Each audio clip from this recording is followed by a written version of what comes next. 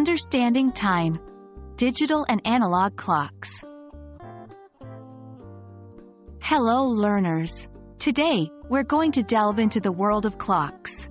Specifically, we'll be discussing the difference between digital and analog clocks. Understanding these differences is key to telling time accurately and effectively.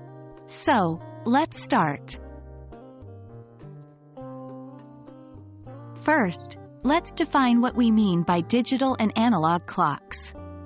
Digital clocks display time in numbers, usually on an electronic screen. They show the hours and minutes, and often the seconds too, as digits. For example, you might see 12:30 on a digital clock, which tells us it is 12:30. On the other hand, analog clocks display time through the positions of hands on a clock face. There's a short hour hand and a long minute hand. Sometimes, there's also a second hand which moves continuously around the clock. Now that we know what digital and analog clocks are, let's talk about how to read time on each of them. Reading time on a digital clock is straightforward. The number before the colon indicates the hour, and the number after the colon indicates the minutes. So, if you see 7:45, it means it's 7:45 or 7:45 in the morning or evening, depending on the context. Reading time on an analog clock involves a bit more understanding.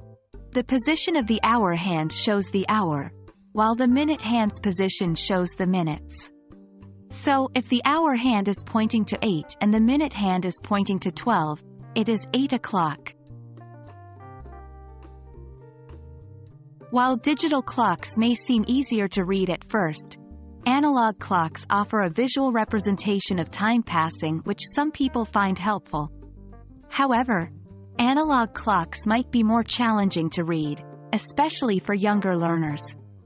Digital clocks are often easier to read and understand, particularly for those who are just starting to learn the concept of time.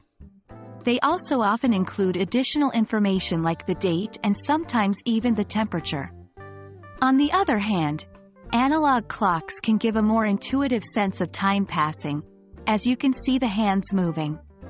They can also help learners understand concepts like fractions and segments when the clock face is viewed as a whole circle. So there we have it. We have explored the differences between digital and analog clocks and learned how to read time on each of them. Remember, the more you practice, the better you'll get at telling time, whether on a digital or an analog clock. I hope you found this lesson helpful and informative. Happy learning, and see you in the next video.